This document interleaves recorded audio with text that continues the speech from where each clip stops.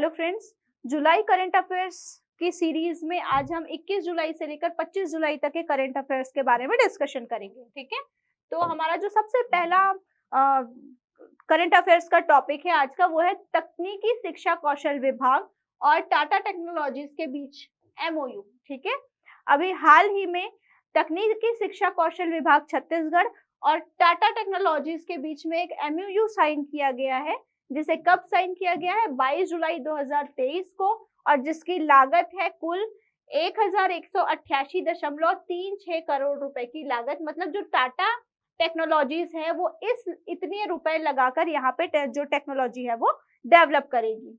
ठीक है, ये जो एमओयू हुआ है उसका उद्देश्य क्या है? तो उसका उद्देश्य है छत्तीसगढ़ के 36 शासकीय आईआईटीज का 36 शासकीय आईटीआईज का आधुनिकीकरण करना।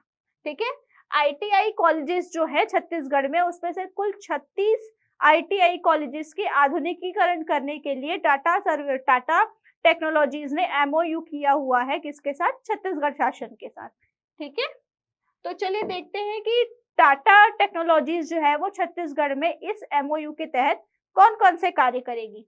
तो इसमें सबसे पहला है कि 36 आईटीआई में युवाओं को 6 नए ट्रेडों में और 23 शॉर्ट टर्म कोर्स में प्रशिक्षण देगी।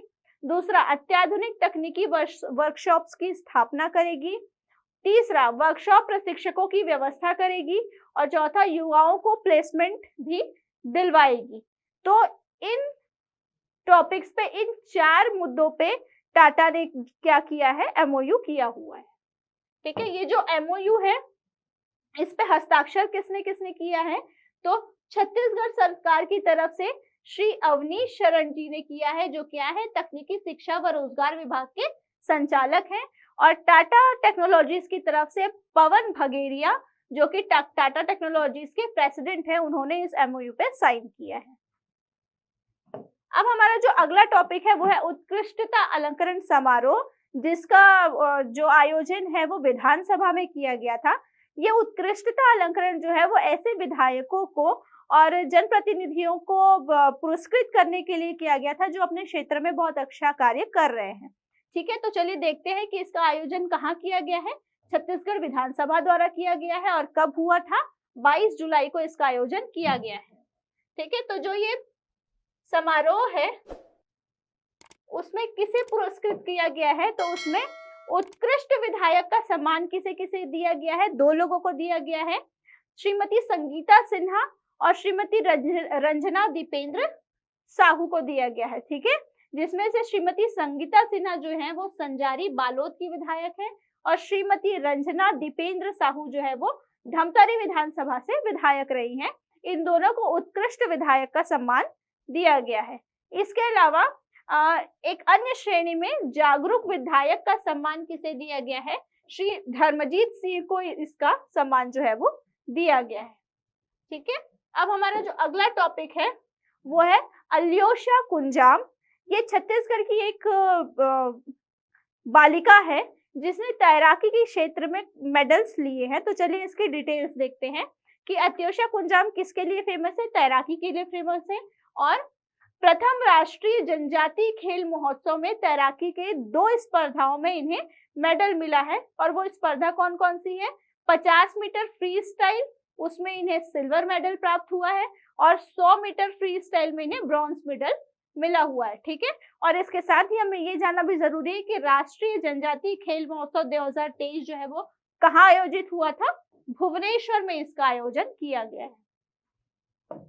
अब हम आते हैं अपने अगले टॉपिक में, ये है अर्का प्रभात। ठीक है, अर्का प्रभात जो है वो पपीते की एक किस्म है जिसका उत्पादन छत्तीसगढ़ में करने के लिए और छत्तीसगढ़ के रायपुर जिला को चुना गया है इस प्रजाति के पपीते के उत्पादन के लिए। और इसके लिए किसानों को प्रशिक्षण भी दिया जा रहा है और सरकार की तरफ से इसके उत्पादन में आने वाले खर्चे के लिए अनुदान भी दिया जा रहा है। तो चलिए इसकी डिटेलिंग देखते हैं कि अर्का प्रभात क्या है। तो ये पपीते की एक नई किस्म है जिसे किसने विकसित किया है?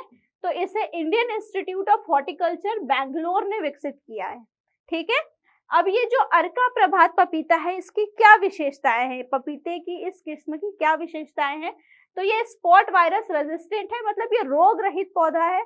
ये जो पौधा होता है उसको कोई रोग नहीं लगता है। दूसरा, इस पौधे की ये जो पपीता है उसमें रोग प्रतिरोधक क्षमता जो होती है वो बहुत अधिक होती है, जिसके कारण वो हमारे शरीर के लिए फायदेमंद है। ठीक है, और तीसरा, ये सर्वाधिक पौष्टिक पपीता माना गया है। ठीक है, अब देखते हैं कि जो अर्का प्रभात पपीता है उसके उत्पादन के संबंध में, कि एक उत्पाद एक जिला योजना के तहत रायपुर का चयन इस पपीते की खेती के लिए किया गया है। ठीक है, अब थोड़ा हम देख लेते हैं कि एक जिला एक उत्पाद योजना क्या है। ठीक है, तो आत्मनिर्भर भारत अभियान के तहत एक ये योजना जो है वो लाई गई है, जिसके तहत क्या किया जा रहा है कि प्रत्येक राज्य को किसी एक विशेष किस्म के पौधे के लिए चुना जाता है, वो उसका संवर्धन करेगा, संरक्षण करेगा और उसको एक व्यवसाय के रूप में लेगा, वहां के लोगों को इससे रोजगार मिलेगा और उस राज्य की पहचान उस विशेष वस्तु से होगी। और इसी को आगे बढ़ाते हुए अगर हम देखें तो प्रत्येक राज्य अपने एक एक जिले को एक एक वस्तुएं आवंटित कर दिया है कि वो जिला पर्टिकुलर उस वस्तु का उत्पादन करेगा, ताकि और उस जिले का नाम उस वस्तु के लिए जाना जाएगा। ठीक है, तो इसका फायदा क्या होगा, तो इससे बेरोजगारों को रोजगार उपलब्ध कराया जाएगा और इस योजना के तहत सभी राज्यों का अपना स्वयं का एक उत्पाद होगा जो उस राज्य की पहचान बनेगा। ये एक जिला एक उत्पाद योजना का फायदा है या उद्देश्य है।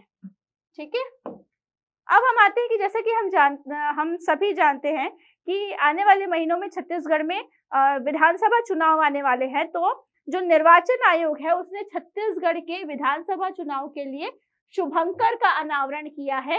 ये शुभंकर है और इसका नाम रखा गया है चुनई चिरई।